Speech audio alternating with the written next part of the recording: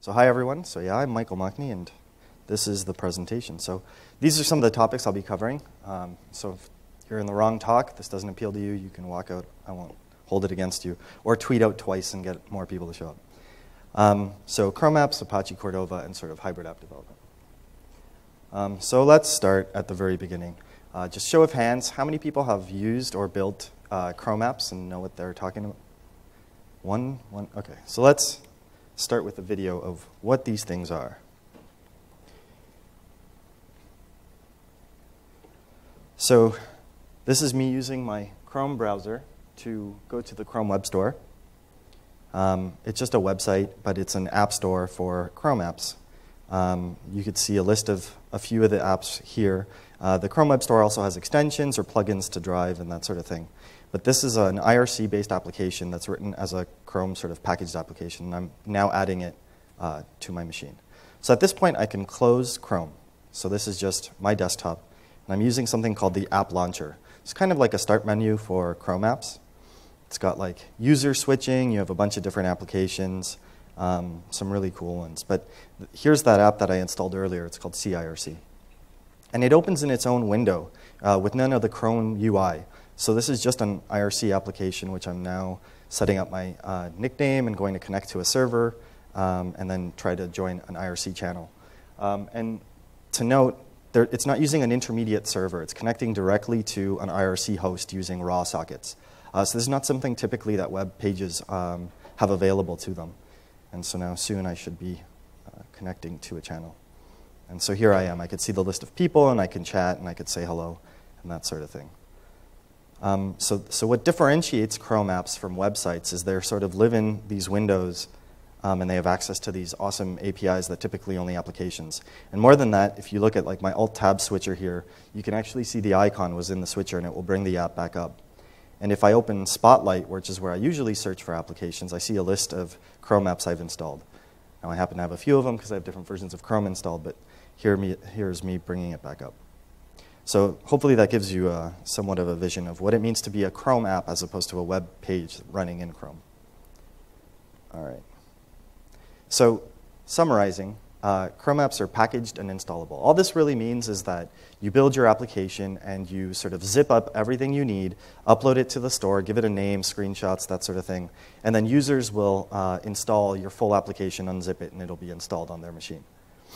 It has native platform integration, as we saw, with Spotlight, with Alt-Tab menus, with Start menus.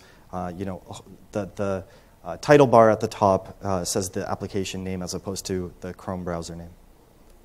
It has native device capabilities, so you saw me running IRC using raw sockets, but also Bluetooth, camera, GCM messaging for push messaging across the cloud, rich notifications integrated into your platform. These apps are offline by default. Since they're packaged and installable, you sort of package up everything you need to get it up and running. And you can, of course, communicate with servers as IRC did. But this is like up to you, and you could choose how to add value by querying servers. Your application will run even if you're offline. And just to add a bit more, offline by default, like even if you use App Cache or some of these other services to cache your application assets, users won't visit a URL. If they're offline. Like they know if they're in airplane mode, they're not going to use their browser. They're just accustomed to this. And so even if you've written an application that will work offline, like how are you going to get a user to think to use it? So with Chrome apps, because they have icons, they're on their desktop, users will still reach for those applications. These applications auto-update. The Chrome browser and the Chrome Web Store sort of handle sending applications to the newest version of applications. I'm replicating across different machines where the user's logged in, so you don't have to deal with that. Chrome apps run on all of the major desktop platforms, Windows, OS X, Linux, Chrome OS. And they're written with web, which is awesome. And the JavaScript APIs are quite powerful. All the extensions to the web are under like this Chrome namespace, chrome.gcm, that sort of thing. So to build a Chrome app, to get up and running is actually quite easy. Apps have a manifest file that's very short. You can add a whole bunch of optional things, but you really just give it a name, description, and just say which script starts on startup. This, instead of an entry point into an app being a page, it's a single background script or multiple scripts, and you create windows, and you can have multiple windows and that sort of thing. And I just put in a couple notification or a couple permissions here for notifications in GCM. And this is so that when you install the application, the user will get a prompt as to which permission your app is going to use. In this background script, I have runtime events. So when my application is launched, when somebody clicks on the icon, I want to create a new app window. And then I say, open the index.html page. And as you would imagine, that page is a typical web application that has access to some more APIs. I also say, like, if I get a GCM message, which is a cloud push message, I want that running in the background. So I want it defined in this script. So even if I have no windows open, I want to be able to handle messages coming in. Same with notifications. And then, index.html, so regular page. So some closing thoughts about Chrome apps. They're not replacements for websites because you can't easily link them. They have to be installed. Users have to go to the store. And so there's a trade-off there. But they are a replacement or an option for where you would normally reach for a desktop native application. If you thought you needed that in the past, there's fewer and fewer reasons to do that. And in exchange, you get a bunch of cool things. Like you get simplicity of development, especially if you're already an expert in web development. You get really awesome security. I mean, Chrome is pretty famous for its security, and apps run in an even heightened security sandbox. You also get distribution through the store, but you also get syncing across devices, auto updates, which I talked about, and error reporting and analytics. Even if you like writing C++, I like writing C++. Nobody really likes building an installer for their application. Nobody wants to figure out auto updates. Usually you have people re-downloading the entire application and updating, and people have to do it manually. And very few applications get it right. Chrome's gotten this right in the past. And you don't want to have to work that out yourself. Okay. So those were Chrome apps. Well, what about Apache Cordova? What is Apache Cordova? Let's do a video of an example of an Apache Cordova application. So it also goes by other names like PhoneGap, which is the Adobe branded version. So this is me going to the Play Store on Android, but there are iOS versions of Cordova applications as well. I'm going to download one of the more popular traditionally Cordova applications, which is Untapped. It's like a social network for beer drinkers, which is awesome. And as you can see, there are 500,000 downloads with an average star rating of 4.3, which is fantastic for any application. And sort of, it's got this like traditional hybrid look to it. You could tell it's a bit different, but it's still very colorful, very usable. People still love it. Like as long as they can drink their beer, they're happy.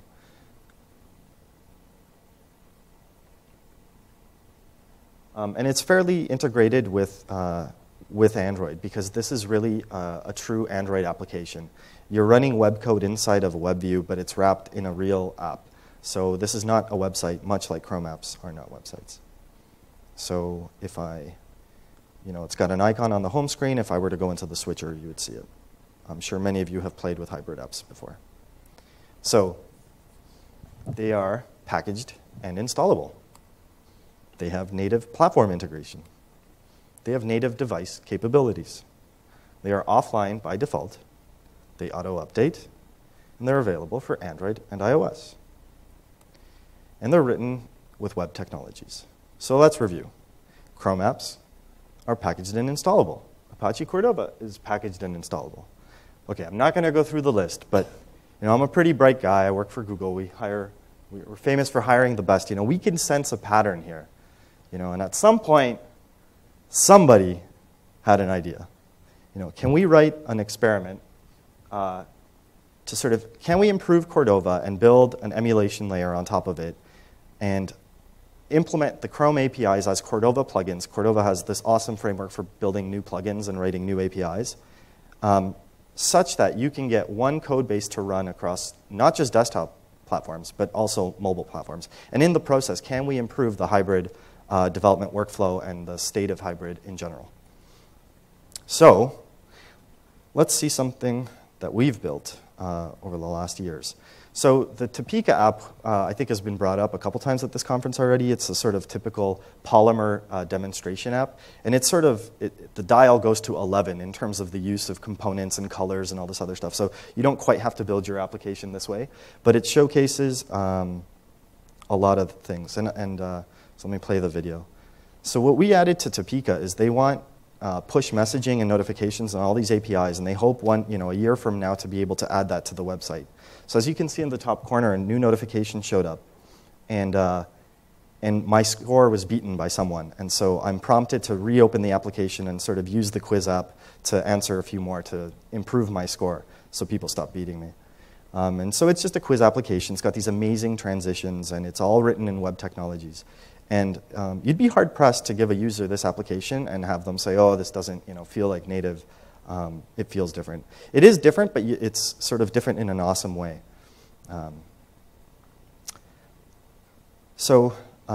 We use the Chrome APIs and our versions for mobile to add push messaging and those rich notifications that you saw, and to sort of augment this application. And so, yeah, if the video continues playing, you'll see that it's in the app switcher and that sort of thing, but we've shown that before. All right. So in case you're interested in starting to build Chrome apps and want to learn more, here are some links. The slides will probably go out later, so you could take a look. Well, what about the developer workflow? How do you actually go about building one of these applications? What does that look like? So you have two options. One option is to use the typical traditional native workflow where you compile and install an application each and every time. Okay? So you will need to do this when you want to publish your app to the store, which is completely bundle your assets, give everything names, figure out icons and all this other stuff. Or if you are hacking on native code and are writing your own Cordova plugins and need to add those, then you may need to compile and install every time. And there's time overhead here. But there is a second option. You can actually just update the web assets in this sort of edit and refresh workflow that we're used to in the browser, where you have pages that you're locally editing, and you could just make changes, edit, edit, edit. And you don't have to build one of these harnesses. We've built one for you for Chrome apps, because Chrome apps have the luxury of having a fixed set of functionality that we could sort of pre-bundle. And to do that, we've created the Chrome App Developer tool for mobile. Now, there is a Chrome App Developer tool for desktop, which will help you also develop your application on desktop, figure out how to load it, reload it, inspect it, and that sort of thing. This is the mobile version, so if you go looking, just note that there are two. All right, so I will attempt a live demo of creating an application, pushing it to mobile, and making edits. So everybody have your fingers crossed, please. So that was my answer sheet. So this is an application. This is itself a Chrome application to help you build more Chrome applications. It's called the Chrome Dev Editor. And it sort of was launched at Google I/O this year, and they are iterating very quickly. But it helps you set up sample Chrome apps from boilerplate, and it lets you really easy add Polymer elements and all this other stuff. But one of the other things that it has is it has integration with mobile. So hello world, create a sample JavaScript Chrome app. And here we go. Here's the manifest file, as I described earlier. This is your background file, as I described earlier. And this is sort of your main application. And if I just run it, it would run in desktop right here, and it would show me what it looks like. I'm not going to tempt fate and actually try to do that because my windows are all set up. But I have my mobile device connected over USB. And I have the Chrome App Developer tool running, so I can attempt to deploy to mobile. So I can now see this application. In Chrome Inspector, if you have a device hooked up over USB, you can discover them. And so I can see this application, Hello World, here running. And if I go to Inspect, Chrome has this, DevTools have this awesome new feature where you actually have mobile integration. So this is what I'm seeing on my phone. That's not what it looks like. Hold on. So it's actually mirroring to my desktop what I see on my phone, just to make it really easy to do rapid development. And so now I can use the Chrome Dev Tools to actually edit on my mobile right from my desktop. I don't even have to look at the device that's connected. And so you can see what's happening. And additionally, the Chrome Dev Editor, as well as our sort of command line tool, have a live deploy or live reload kind of option. So if I go into my styles and say body back,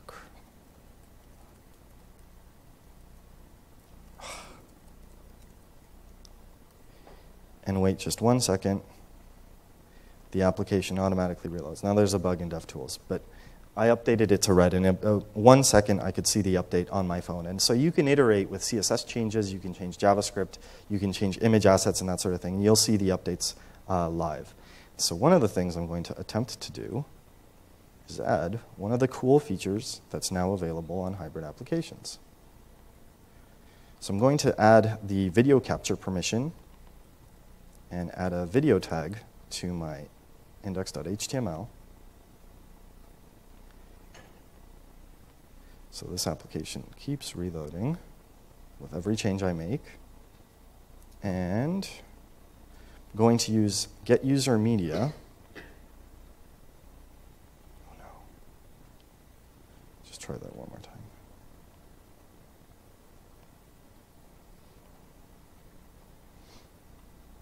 So, just to make sure you see what I'm seeing. Or you can see yourselves, or the glaring light that I see. All right, awesome. So we now have some awesome, traditionally web desktop-only, tip of tree, newest browser-only features available inside of WebView, inside of a native wrapper. All right. So there are some awesome APIs that you can use that I've sort of mentioned a few times already. GCM, that's push messaging, so you can send messages from your server to an application, even if it's not running, and it will wake your application up, and then you can handle that. You can fire notifications, which are these rich notifications, including having like action buttons and image assets right in the notification tray. Raw sockets, TCP, UDP, you can even write web servers that run on your phone in JavaScript. Chrome Identity. So this is just to integrate with identity providers. Like you've already logged into your phone and you have this account picker. So if you're creating an application where you want to get user information, typically with a WebView, you'd have them go through the web flow where they have to type in their name. But your Android already knows who you are. And so you'll just get a picker and say, do you accept which account would you like to use? And so that's very, very useful. Many applications reinvent the wheel here and get it wrong. Storage, which is just persistent storage that has quite a bit of space in an asynchronous API. And then, of course, geolocation accelerometer. This is the reason why people reach for Cordova traditionally. Some of these APIs are coming to the browser, but any new device sensors, you can have plugins that implement those for you. OK, so with all of that, WebViews are freaking awesome. Like, they are just so much fun to use. You can develop so quickly, and you can build really powerful things.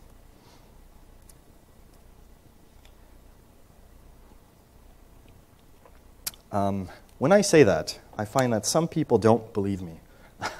They have certain preconceived notions. Maybe you've had experience with bad hybrid apps in the past. And I agree with you. So let's take a look at the past. This is a timeline of sort of WebView-based applications. 2008, both iOS and Android have their first SDK launches, first WebView versions and thing. And for 4 years, it was pretty ugly. Not going to lie. But starting 2012, iOS 6 came out, and it was a fairly radical update to the way WebViews work. The WebView got much better, but also you have access to Remote Inspector for the first time. In 2013, KitKat upgraded its sort of old, antiquated WebView to one that's based on Chrome browser for mobile. And it was just stuck to Chrome M30 at the time, and it was the very, very first version, and so they just did the bare minimum just to get it up and running. It was a pretty Herculean effort. And that also had access to remote dev tools. Okay? So during those times, the WebView was a black box. You had no idea. You couldn't debug. It was very difficult. And it was super poor quality. It was poor quality to begin with, and then you had vendor modifications trying to fix it, which caused lots of fragmentation, worse than even the platforms themselves. And so you would get like comically bad hybrid apps. People would do the bare minimum to get up and running and get their content into an app without thinking really about polish. Or not even being able to. And so my coworkers showed me this today, and I just had to put it up. This is sort of the dilemma that you were faced with, and up until very recently still faced with. On the left, you have native development, which is you have this maze that you have to walk through of a bunch of platform development, but at the end you have this beautiful castle. Or you have multi-device cross-platform development like Cordova or PhoneGap. A clear path. It's really close to get to your target, but who wants to sleep in that thing? But we think things are changing, okay? So let's take a look at this timeline. July 2014, KitKat MR2 launches. A fairly radical WebView update. Not too much press about it, but anybody who's doing hybrid development knows. Fixed a lot of the issues with the first Chrome-based WebView and updated it to M33. Just a month later, the Cordova team starts integrating this new thing called Crosswalk WebView, which is a yet even newer and better version of the Chromium-based WebView. I'll go into that a bit more. This month, iOS 8 is launching, and they actually, who knows that they actually have built a new WebView, first time since the very first launch of the SDK. A few of you do? Okay, I'll go over a bit of details there. And very soon, we're going to have Android L, which is going to have an even more awesome WebView. And more than that, radical changes to the whole definition of what it means to integrate native and web within the platform itself. And some of that was demo.io, so I encourage you to go watch videos. Okay, so what is new with the iOS 8 WebView? So they finally added a JIT to JavaScript. This has been a complaint, like, the WebView was a sort of worse version of Safari. And so this, not that JavaScript performance is the root of all problems with hybrid apps, but it is nice that it's finally on par. They added WebGL, HTML templates, and promises. I mean, a year ago, like, most people weren't even talking about promises, and now you have promises built into the browser across desktop and mobile and web views, which is just amazing. Tons of improvements to the WebView itself. They've added Speedy support and IndexedDB finally. It's pretty cool. And then Crosswalk, which I started talking about. So Crosswalk is basically you build your own version of Chromium WebView and bundle it alongside your application. Okay, Chromium's open source, and it has an embedding API, and there's like a test framework for how to build your own version and run apps test. And Intel sort of took that and said, well, why don't we just make that available as a WebView that application developers can choose to use? And it builds 4.0 plus Android, which is what Chrome browser supports. So this is not something you would need on L release or maybe even KitKat release where you have a Chrome-based WebView, an awesome brand new Chrome-based WebView. But for older versions of Android, which are still tremendously popular, this basically fixes all your woes, I promise. So that we have this document here that goes over an overview, benefits, and caveats, so you can take a look at that later, because there are some things to know, but it's pretty cool. So, the TLDR. Moving forward from today, iOS WebView is on par with Safari, both for desktop and mobile. And the Android WebView is on par with Chrome, especially if you use Crosswalk to sort of polyfill for old versions. WebView is not a black box anymore. You can use Remote Inspector, and you have been able to for a while, to debug the DOM, JavaScript. There's like all these really cool things that dev tools can do. Graphics debugging, timeline views, memory, network, everything. And more importantly, these browsers and web views are now all equivalent across all platforms, which is super cool. Like, mobile is important, and all the teams are working on it. And so if you've done any web development, it's comfortable and the same everywhere you go now, which was not true in the past. So web views are awesome. I hope you agree with me now. However, we are not. So the platform has improved tremendously, and I think that the potential is finally there. But we as web developers have a lot of catching up to do, a lot of reading to do, a lot of figuring out to do. And at this conference, I saw some amazing talks about what some of the framework developers are doing. And so I'm pretty excited to see what you guys build. And additionally, help is on its way. Now that all these teams, the Chrome team, as well as teams from Mozilla and other vendors, we're all now spending more and more time at the platform level, helping you out, helping you build applications and sort of lighting the bright path. So web frameworks are really, really rapidly improving. There's so many cool things even I learned at this conference, which are new. And then, of course, there's projects like Polymer and Ionic. Google launched this web starter kit, which will help you get up and running and teach you a bunch of things you need to know. And it's like one place for documentation. iOS and Android has like one place for documentation where you can find the right way to build applications. So, the web hasn't had that. We've had the Wild West, which is, fantastic for many reasons, but it's also nice to have answers sometimes. And then I linked to the DevTools overview because there's lots of cool tools. So, summarizing, hybrid apps and especially with Chrome apps for mobile, we think you have an awesome blank canvas, and we're excited to see what you guys go and build. Thank you very much.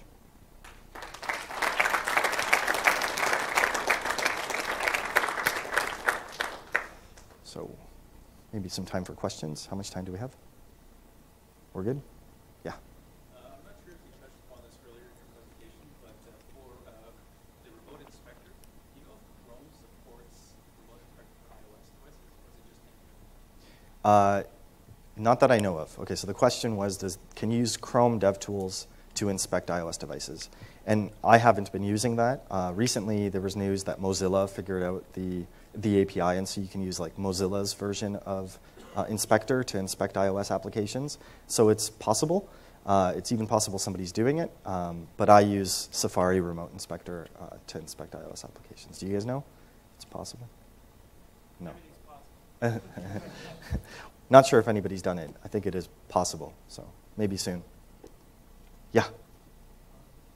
So I use Ionic, so I'm kind of curious about how that also plays into this. I was also wondering how big using Crosswalk would be for an app, especially when it's an older Android phone, and how far back can I support, like what version of Android OS would I potentially use? Sure. So second question first. So Crosswalk will add about 17 megs to your APK. And then once on device, it will add about 30 megs of RAM usage. But that's only necessary on older Android versions. So for an app developer, you have a stable target that is super fast, super awesome, latest and greatest. So we think it's a trade-off that's well worth making, and going forward, it won't be necessary. So what you would do is you would upload multiple APKs to the Play Store with a target SDK version of like 20 or 19, depending on whether you want to use it on KitKat. And so when a user goes to download your app, they will either have the extra 17 megs or not, depending on their version. Crosswalk is 4.0 plus, so ice cream sandwich and above. So it won't run on 2.3, which is really the only older version that Crosswalk won't run on. But 2.3 devices are old enough and weak enough. I'm not sure that you would want to use that kind of solution anyway. That's probably for those devices you want to use something different. And hopefully we think that those devices, their time has come. For your first question about Ionic, it's a fantastic framework. I love using it as well. So the work we've done with Crosswalk is actually improving Cordova, and there's this upcoming 4.0 release of Cordova. And so I'm sure that Ionic, being itself based on top of Cordova and Cordova CLI, will just naturally pick that up within the next couple of months. They may already be experimenting with it, I'm not sure. Whether with Chrome apps, right now we have our own CLI tooling that helps you just get up and running. And then Ionic has their own CLI. So right now, I'm not sure how well they would play together. However, they build Cordova plugins, much like our APIs build Cordova plugins. And so you could probably use the Ionic toolkit inside of a vanilla Cordova application, much like you could build a Chrome apps for mobile application inside of a vanilla Cordova application. So there's opportunity for overlap. I think the documentation will send you astray. But if you want to use like GCM, there's instructions on how you can add that to your existing Ionic application. If you want to use our rich notifications plugin, you could just add it right now by just installing that plugin. So definitely. Yeah, no problem. Any more? Oh, yeah. What about Firefox OS? OK, so the question is, what about Firefox OS? So the only two mobile targets we target right now are Android and iOS. However, since we're built on top of Cordova, they have application templates and exec bridges for Firefox OS, sort of nascent, but they're being worked on. Also, of course, BB10 and Windows Phone. So what it would mean for us to support that platform would be to re-implement our plugins on that platform. So it's not fundamentally impossible. We just haven't done it. We still have more work to do for Android and iOS, and at this point, that's more important for us.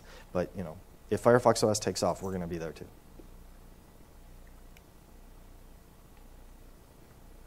All right. Thank you very much.